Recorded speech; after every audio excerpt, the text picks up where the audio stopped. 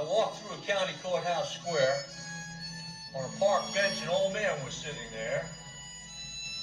I said, "Your old courthouse is kind of run down." He said, "No, it'll do for our little town."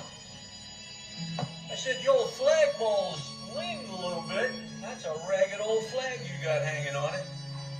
He said, "Have a seat." And I sat down, and he said, "Is this the first time you've been to our little town?" I said, "I think it is."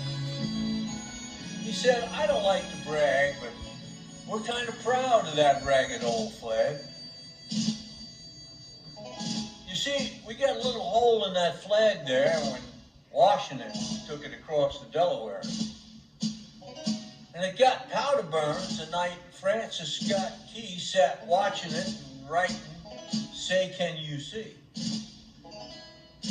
And it got a bad rip in New Orleans with Pakenham and Jackson tugging at its seams.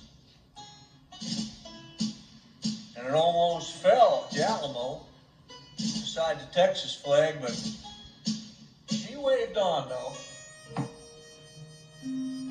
She got cut with a sword in Chancellorsville, and she got cut again at Shiloh Hill. There was Robert E. Lee, Beauregard, and Bragg, and that south wind blew hard on that ragged old flag. On Flanders Field in World War I, she got a big hole from a Bertha gun. She turned blood red in World War II. She hung limp and low a time or two. She was in Korea and Vietnam.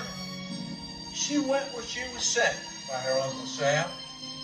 And she waved from our ships on the briny foam, and now they've about quit waving back here at home. In her own good land, she's been abused. She's been burned, dishonored, denied, refused. And the government for which she stands is scandalized throughout the land. And she's threadbare, and she's wearing thin, but she's in good shape for the shape she's in. Because she's been through the fire before. And I believe she can take a whole lot more. So we raise her up every morning, bring her down every night, fold her up right, don't let her touch the ground. On second thought, I do like to brag, because I'm mighty proud of that ragged old flag.